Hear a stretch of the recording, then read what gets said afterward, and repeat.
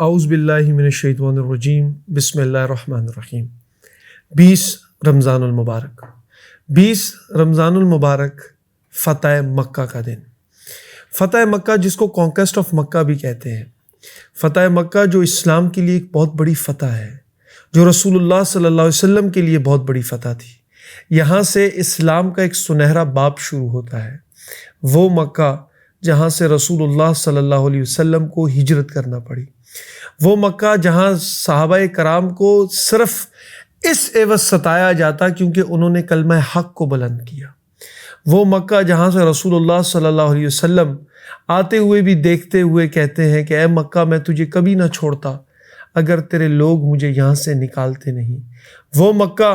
جس کے لیے رسول اللہ صلی اللہ علیہ وسلم اپنے قمیص کے بٹن کھول کر کہتے ہیں مجھے آج بھی مکہ سے ہوائیں آتی ہیں، وہ مکہ جس کے لیے لا اقسم بہذا البلد آیا ہے، اس مکہ کو رسول اللہ صلی اللہ علیہ وسلم نے فتح کیا۔ اس مکہ کے اندر اس خانہ کعبہ سے 360 بت ہٹائے جو خانہ کعبہ کو حضرت ابراہیم علیہ السلام نے تعمیر کیا، وہ خانہ کعبہ جو آج اسلام کی پہچان ہے، وہ خانہ کعبہ جہاں جا کر مسلمانوں کا حج اور عمرہ مقبول ہوتا ہے، اس کو فتح کیا آج 20 رمضان المبارک کو۔ آج ہم جانتے ہیں آخر فتح مکہ کے پیچھے کیا پس منظر تھا اور کن وجوہات سے فتح مکہ ہوئی۔ اصل میں فتح مکہ 8 ہجری کو ہوئی، 8 ہجری 20 رمضان المبارک، لیکن اس کو سمجھنے کے لیے ہمیں 2 ہجری پیچھے جانا پڑے گا۔ 6 ہجری کے اندر رسول اللہ صلی اللہ علیہ وسلم کو ایک خواب آتا ہے، اور خواب بھی ناظرین کرام بسلسلہ نبی کے لیے ایک وحی ہے۔ رسول اللہ صلی اللہ علیہ وسلم خواب میں دیکھتے ہیں کہ 1400 سے 1500 اصحاب کرام کے ساتھ وہ مکہ مکرمہ کے اندر عمرہ کر رہے ہیں، اور رسول اللہ صلی اللہ علیہ وسلم صبح جاگنے کے بعد تمام صحابہ کرام کو 1400 سے 1500 صحابہ کرام کو جمع کر کے حکم فرماتے ہیں کہ ہم مکہ مکرمہ جا رہے ہیں عمرے کی نیت سے، اور یاد رکھیے کہ کوئی بھی اپنے ساتھ لڑنے کے لیے کوئی تلوار نہ لے، البتہ ایک چھوٹی سی خنجر نما کوئی چیز لے سکتا ہے راستے میں اپنی حفاظت کے لیے۔ یاد رہے ہم لڑنے نہیں جا رہے بلکہ عمرہ کرنے جا رہے ہیں، اور احرام اور اپنے ساتھ کچھ جانور جو قربانی کی نیت سے ساتھ لے کر گئے۔ جب رسول اللہ صلی اللہ علیہ وسلم مکہ پہنچنے لگے تو مکہ سے قبل حدیبیہ کے مقام پر رسول اللہ صلی اللہ علیہ وسلم کا اونٹ رک گیا۔ صحابہ کرام سمجھے کہ یہ اونٹ اس وجہ سے روکا ہے، شاید طویل سفر کی وجہ سے تھک گیا ہو، آرام کی نیت سے روکا ہو، لیکن رسول اللہ صلی اللہ علیہ وسلم نے فرمایا یہ اونٹ تھکا نہیں ہے بلکہ اللہ کے اذن سے، اللہ کی اجازت سے روکا ہے۔ اور وہاں جب مکہ والوں کو خبر ہوئی، انہوں نے حضرت خالد بن ولید اور اکرمہ بن ابی جہل کو بھیجا تاکہ مسلمانوں کو مکہ کے باہر ہی روک لیا جائے، لیکن جب مسلمانوں کو آتا نہ دیکھا تو وہ واپس لوٹ گئے۔ رسول اللہ صلی اللہ علیہ وسلم نے حضرت عثمان غنی رضی اللہ تعالیٰ عنہ کو بھیجا تاکہ وہ حضرت ابو سفیان سے بات کر سکے، کیونکہ وہ بھی بنو امیہ سے تعلق تھا، حضرت ابو سفیان کا بھی بنو امیہ سے تعلق تھا۔ رسول اللہ صلی اللہ علیہ وسلم نے یہ گمان کیا کہ حضرت عثمان کی بات کو وہ ملحوظ خاطر لائیں گے۔ جب حضرت عثمان کی حضرت ابو سفیان سے ملاقات ہوئی، انہوں نے ان کو اپنے آمد کا تمام تر پس منظر بتایا کہ ہم یہاں عمرہ کرنے کی نیت سے آئے ہیں، جنگ و جدال اور لڑنے کی نیت سے نہیں آئے، کوئی فائٹنگ یا کوئی بیٹل کی نیت سے، کوئی لڑائی کی نیت سے نہیں آئے، بلکہ ہم یہاں عمرہ کرنے کی نیت سے آئے ہیں۔ ابو سفیان کہتے ہیں عثمان تم عمرہ کر سکتے ہو لیکن تمہارے رسول کو اجازت نہیں ہے۔ حضرت عثمان کا تاریخی جملہ ہے، فرماتے ہیں کہ اگر میرے رسول عمرہ نہیں کرتے تو عثمان کو بھی عمرے کی حاجت نہیں۔ وہ اقبال نے کیا خوبصورت پہرائے میں کہا، مجھے کیا تھا رکوع سے، مجھے کیا تھا سجود سے، تیرے نقش پا کی تلاش تھی جو جھکا رہا میں نماز میں۔ یاد رکھیے یہ جو ہم عمرہ کرتے ہیں، حج کرتے ہیں، نماز پڑھتے ہیں، ادائے مصطفیٰ ہے، جو اللہ رب العزت کا حکم ہے، رسول اللہ صلی اللہ علیہ وسلم نے کیا تو ہم ان کی اتباع میں کرتے ہیں۔ تو حضرت عثمان رضی اللہ تعالیٰ عنہ نے فرمایا کہ جب رسول نے عمرہ نہیں کرتے تو میں بھی نہیں کروں گا۔ اب یہ افواہ حدیبیہ کے اندر پھیل گئی کہ انہوں نے عثمان غنی رضی اللہ تعالیٰ عنہ کو شہید کر دیا، تو رسول اللہ صلی اللہ علیہ وسلم نے تمام اصحاب سے بیعت لی، جس کو بیعت رضوان کہتے ہیں، کہ ہم حضرت عثمان غنی رضی اللہ تعالیٰ عنہ کے خون کا بدلہ لیں گے۔ جب یہ بات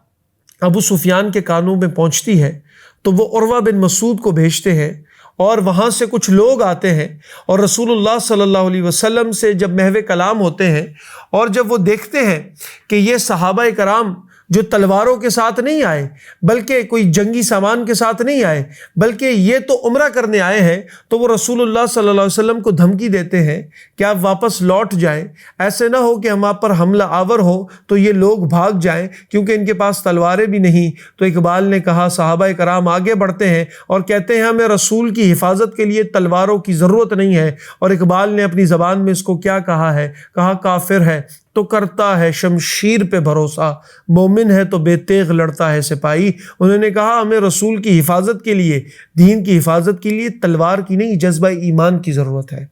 تو جب صحابہ کرام نے رسول اللہ صلی اللہ علیہ وسلم سے محبت کا اظہار کیا اور جب رسول اللہ صلی اللہ علیہ وسلم وضو فرما رہے تھے تو وضو کا پانی جب رسول اللہ صلی اللہ علیہ وسلم کے جسم سے لمس ہوتا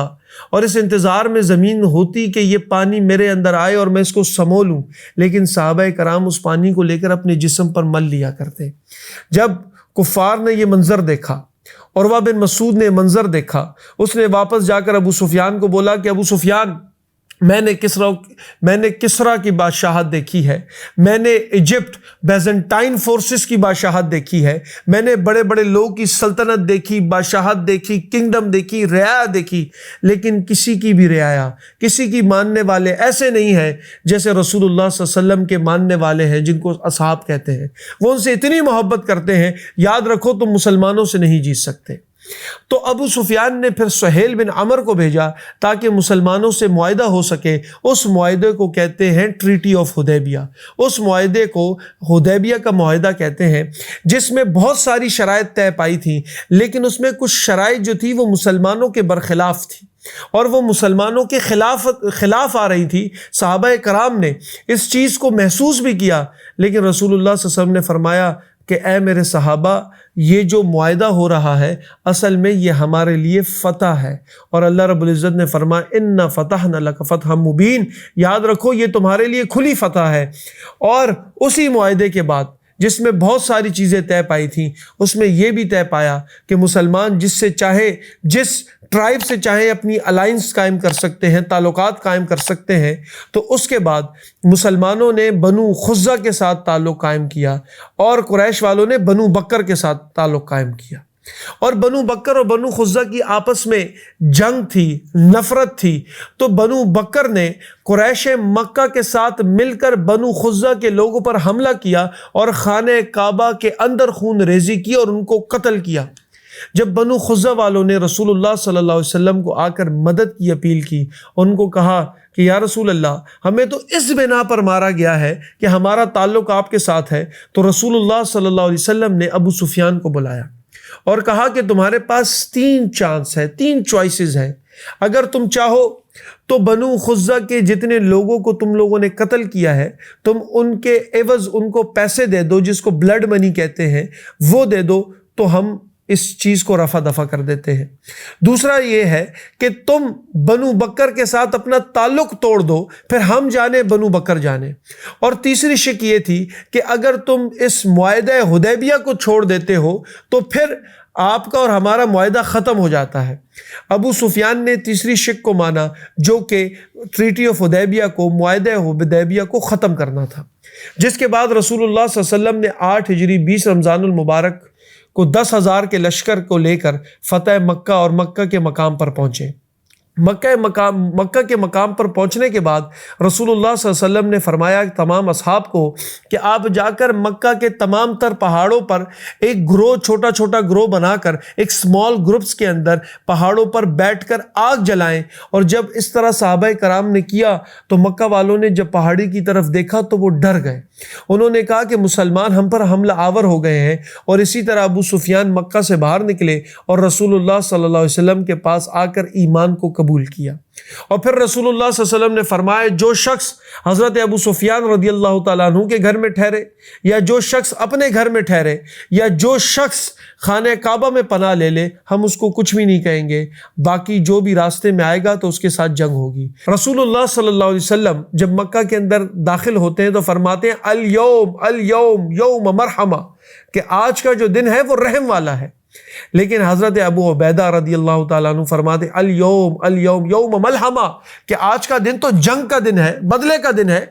لیکن جب رسول اللہ صلی اللہ علیہ وسلم کو یہ بات معلوم ہوتی ہے تو رسول اللہ صلی اللہ علیہ وسلم حضرت سعد بن عبیدہ کی جگہ ان کے بیٹے کو سردار بناتے ہیں اور مکہ کے اندر داخل ہوتے ہیں، اور مکہ کے اندر داخل ہونے کے بعد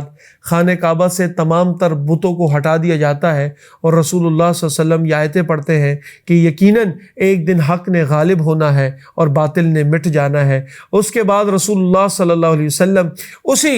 جبل صفا پر پہنچتے ہیں، ماؤنٹ صفا پر پہنچتے ہیں، جہاں انہوں نے پہلی بار توحید کو، آواز حق کو بلند کیا تھا اور لوگوں کو تبلیغ کی تھی۔ وہاں جب تمام مکہ مکرمہ کے لوگوں کو جمع کیا جاتا ہے، کفار مکہ ہیں، وہ لوگ ہیں جنہوں نے پوری زندگی رسول اللہ صلی اللہ علیہ وسلم کی مخالفت کی، یہ وہ لوگ ہیں جنہوں نے صحابہ کرام کے اوپر ہر طرح کے ظلم کے پہاڑ توڑے، یہ وہ ہیں جنہوں نے رسول اللہ صلی اللہ علیہ وسلم کو ہر طرح سے تکلیف پہنچانا چاہی، یہ وہ ہیں جن سے غزوہ بدر بھی ہوا ہے، احد بھی ہوا ہے، خندق بھی ہوا ہے، ہر کوششیں کی گئی اسلام کو نقصان پہنچانے کی، رسول کو نقصان پہنچانے کی، صحابہ کو نقصان پہنچانے کی، لیکن رسول اللہ صلی اللہ علیہ وسلم اس دن سب کو معاف فرما دیتے ہیں۔ اور یہ واقعہ سب سے بڑا صلح رحمی کا، مرسی کا، کائنڈنس کا، مورالٹی کا، ایتھکس کا، ایمپتھی کا سب سے بڑا واقعہ ہے کہ رسول اللہ صلی اللہ علیہ وسلم سب کو معاف فرما دیتے ہیں، اور اس تمام چیزوں کو دیکھتے ہوئے مکہ کے تمام لوگ اسلام کو قبول کر لیتے ہیں، اور آج 20 رمضان المبارک کو اللہ رب العزت کے فضل و کرم سے فتح مکہ ہوتی ہے اور مکہ میں اسلام پھیل جاتا ہے، جس کے بعد پورے عرب کے اندر اسلام اسی زور سے پھیلتا ہے، اور حقیقت میں یہ فتح مبین ہے۔ آج کے دن سے ہمیں سبق کیا ملتا ہے؟ آج کے دن سے سبق یہ ہے کہ اگر کچھ مشکلیں آ رہی ہیں، کچھ پریشانی ہے، یاد رکھیں یہ آگے کی کامیابی کے لیے آپ کو تیار کیا جا رہا ہے۔ ہمیشہ یاد رکھیں کہ اللہ رب العزت نے آپ کے لیے کامیابی مقدر رکھی ہے، لیکن اس کے لیے کچھ تکلیفیں سہنی پڑتی ہیں۔ اور یاد رکھیں جس طرح رسول اللہ صلی اللہ علیہ وسلم نے تمام لوگوں کو معاف کر کے یہ بتایا کہ ہاں معاف کرنے والا بڑا ہوتا ہے۔ اسلام نے رسول اللہ صلی اللہ علیہ وسلم کو رحمت للعالمین اللہ رب العزت نے کہا تو وہ کردار رسول اللہ صلی اللہ علیہ وسلم نے فتح مکہ میں پیش کر کے دکھایا، ہاں میں تو رحمت للعالمین ہوں، میں تمام جہانوں کے لیے رحمت بنا کر بھیجا گیا ہوں۔ آج کا دن ایک بڑی ہی خوشی کا دن ہے، آج کا دن فتح مکہ سے منسوب ہے۔ آج کے دن خانہ کعبہ سے تمام بتوں کو آزاد کر کے خانہ کعبہ میں اسلام کا پرچار کیا گیا اور مکہ کے اندر اسلام کو پھیلایا گیا۔